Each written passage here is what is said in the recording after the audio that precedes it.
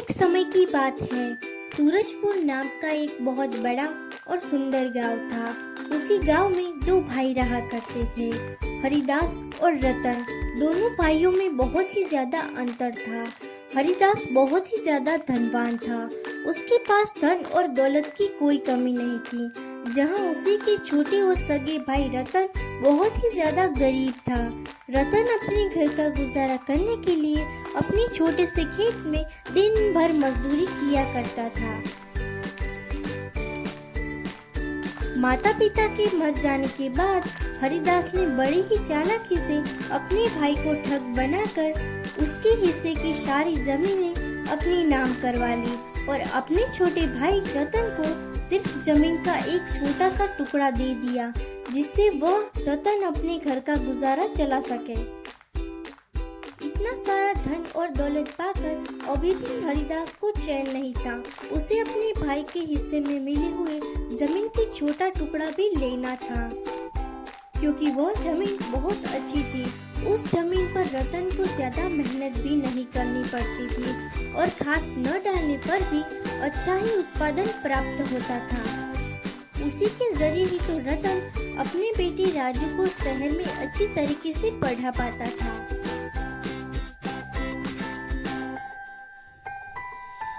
एक दिन रतन अपने खेत पर कार्य कर रहा होता है, तभी उसके पास हरिदास आता है और उससे कहता है, अरे भाई हरिदास, कैसे हो? मैंने यह सुना है कि तुम अपने बेटे राजू को शहर में पढ़ा रहे हो।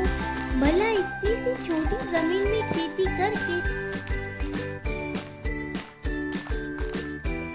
हाँ वो तो है, पर मैं दिन रात मेहनत करके अपने बेटे राजू को शहर में जरूर पढ़ाऊंगा, चाहे उसके लिए मुझे किसी से लोन या उधार ही क्यों न लेना पड़े। फिर भी वह लेने के लिए मैं तैयार हूँ। अरे भाई रतन, तुम्हें यह सब अपने बड़े भाई के होते हुए करने की कोई जरूरत नहीं है। मैं हूँ ना तुम्हारा बड़ा भाई, मैं तुम्हारी मदद जरूर करूँगा। मैं कुछ समझा नहीं भैया। मैं यह कह रहा हूँ कि तुम मुझसे उधार पर पैसे ले लो और जब तुम्हारे पास कुछ पैसे आ जाए तो वह पैसे तुम मुझे वापस कर देना। क्यों, क्या कहते हो रतन? पर भैया, मैंने आज तक आपसे या किसी भी गांव वालों से उधार पर पैसे नहीं लिए हैं। भला अब मैं कैसे लूं? तो फिर तुम ऐसा करो, यह तुम्हारा खेत मेरे पास गिरवी रखवा दो और मुझसे पैसे ले जाओ और जब तुम्हारे पास पैसे आए तो मुझे दे देना। भैया मुझे माफ कर देना, पर यह मेरा खेत मैं आपके पास गिरवी नहीं रख सकता हूँ। इसी के दौरान ही तो मैंने अपने बेटे राजू को शहर में पढ़ने के लिए बेचा है और मुझे अपने पर पूरा भरोसा है कि मैं इसी खेत के दौरान अपने बेटे राजू को शहर में पढ़ा लिखा कर एक बड़ा इंसान बनाऊंगा, ताकि मेरे बेटे को भी मेरी तरह ऐसे ही दिन रात खेतों में मजदूरी न करनी पड़े।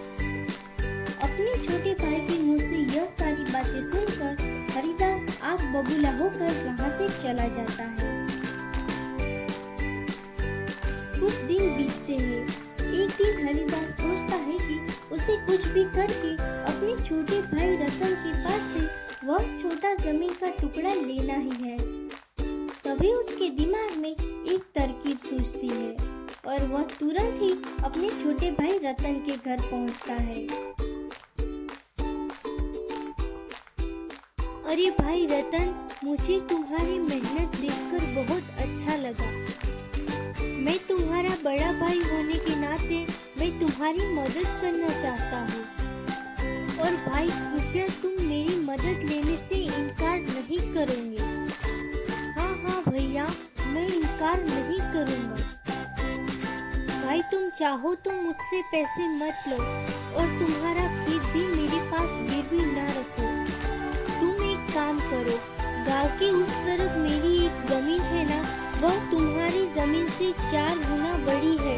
तुम कुछ दिन के लिए वहाँ पर खेती करो और भाई तुम मेरी जमीन ले लो और उसके इसके बदले में तुम अपनी जमीन कुछ दिनों के लिए मेरे पास गिरवी रख दो। रतन ना चाहते हुए भी अपने भैया को मना नहीं कर पाता है। हाँ हाँ भैया, ठीक है। हरिदास बड़ी ही चालाकी से अपने छोटे भाई को ठग बनाकर उन कागजों पर उसका अंगूठा लगवा देता है। रतन इन बातों से अनजान था, क्योंकि वह पढ़ा लिखा नहीं था, वह एक अनपढ़ था।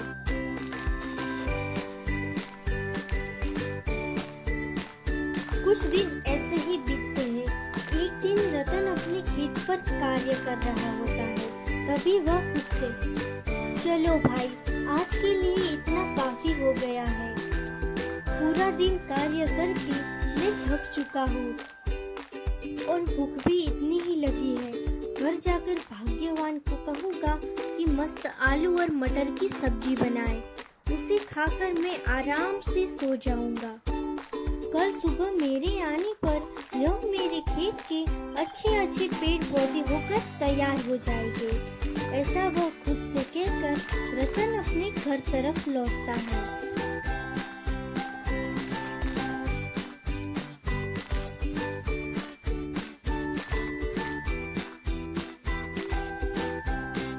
अगले दिन सवेरा होने पर रतन अपने खेत पहुंचता है। खेत पहुंचने पर वह देखता है कि उसके सारे पेड़ पौधे मर चुके होते हैं। यह देखकर वह बहुत ही ज्यादा दुखी होता है और वह समझ जाता है कि उसके भैया ने उसे ठग लिया है और वह बहुत ही ज्यादा उदास हो जाता है। और यह जमीन तो बहुत सालों पुरानी और खाली पड़ी हुई बंजर जमीन लगती है।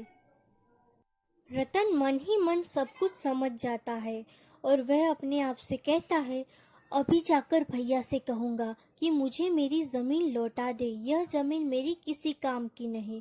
ऐसा कहकर वह गुस्से से आग बबूला होकर अपने भैया के घर जाने के लिए रवाना होता है। कुछ देर बाद वह अपने भैया के घर पहुँचता है। अरे भैया, आपकी जमीन मेरी किसी काम की नहीं है। आपकी जमीन एक बंजर जमीन है। कृपया आप मुझे मेरी जमीन वापस कर दो। अरे रतन, कौन सी जमीन? वह जमीन अब मेरी हो चुकी है। तुमने ही तो उन पर अंगूठा लगवाया था। उन पर साफ साफ लिखा था कि वह जमीन अब मेरी हो चुकी है। उन पर तुम्हारा कोई भी अधिकार नहीं है। अब वह जमीन तुम्हारी नहीं है। अब वह जमीन सिर्फ और सिर्फ मेरी है। और हाँ, आइंदा से ऐसे मेरे घर पर मुझसे बिना पूछे मत आया करना। और हाँ, अभी के अभी मेरे घर से तुम निकल जाओ। अपने बड़े भैया के मुंह से यह सारी बातें सुनकर रतन दुखी मन से अपने घर की तरफ लौटता है। कुछ दिनों तक तो ऐसा ही चलता है कि एक दिन राजू अपने पिताजी को फीस लेने के लिए कॉल करता है। पिताजी, महीना पूरा हो चुका है, कृपया आप मेरी फीस भिजवा दे। बेटा, मुझे माफ कर देना, मैं अभी तुम्हारी फीस नहीं दे पाऊंगा। हमारे घर पे एक बहुत बड़ी समस्या आ चुकी है। बेटा राजू, तुम मुझे माफ कर देना, अब मैं तुम्हें आगे नहीं पढ़ा पाऊंगा। घर की हालत कुछ ठीक नहीं है, कृपया तुम गांव वापस लौट जाओ। अच्छा ठीक है पिताजी, मैं कल ही सुबह गांव आकर इस समस्या का उपाय सोचता हूँ। अरे पिताजी, आप चिंता मत कीजिए, मैं कल ही सुबह गांव आता हूँ। पढ़ाई की फीस न मिलने के कारण राजू गांव पहुँचता।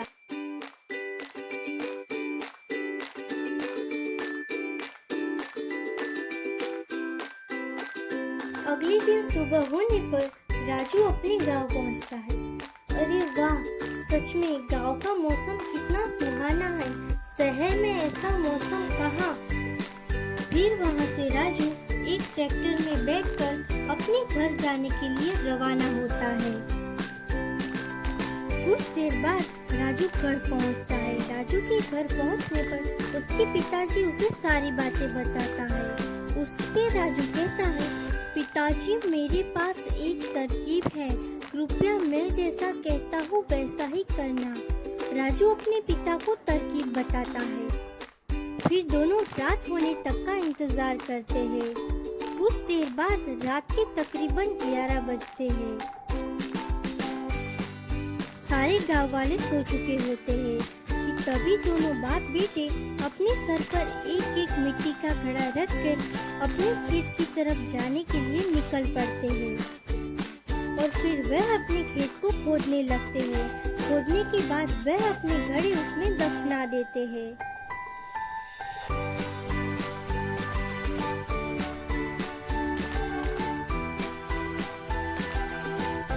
अगले दिन पूरे गांव भर में यह खबर फैल जाती है कि खेती की खुदाई के दौरान रतन के खेत में से 2 घड़े भरकर सोना निकलता है। गांव के हर कोने कोने में सिर्फ और सिर्फ रतन की ही बातें होने लगती है। अरे भाइयों, तुमने सुना क्या? रतन के खेत में से 2 सोने के घड़े निकले हैं। हाँ भाइयों, मैंने तो सुना था और देखा भी। सच में काश अगर रतन के खेत की बजाय हमारे खेत में से सोना निकलता तो कितना अच्छा होता। हाँ, तो बहुत ही अच्छा होता, पर क्या करे, यह तो नसीब की बात है ना भाइयों।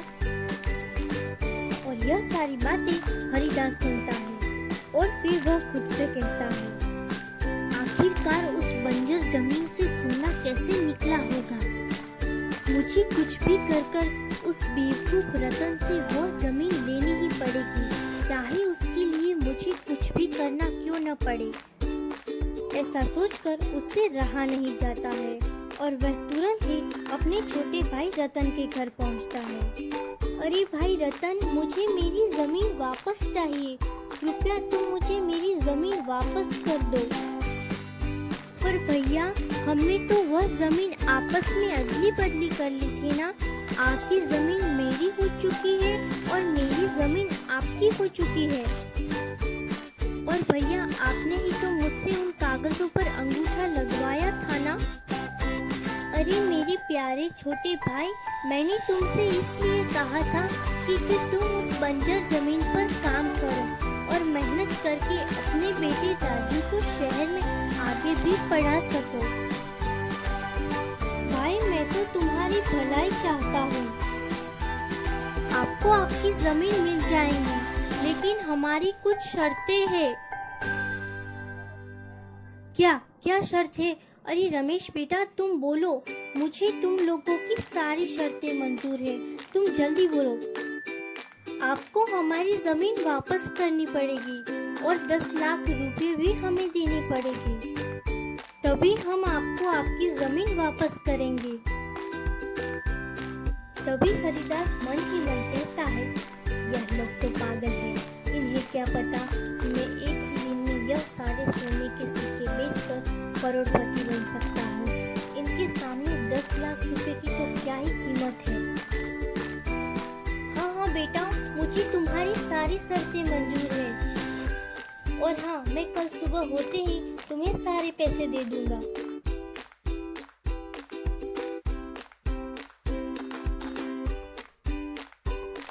अगले ही दिन हरिदास उन कागजों पर साइन कर देता है और 10 लाख से भरा बैग उसे दे देता है।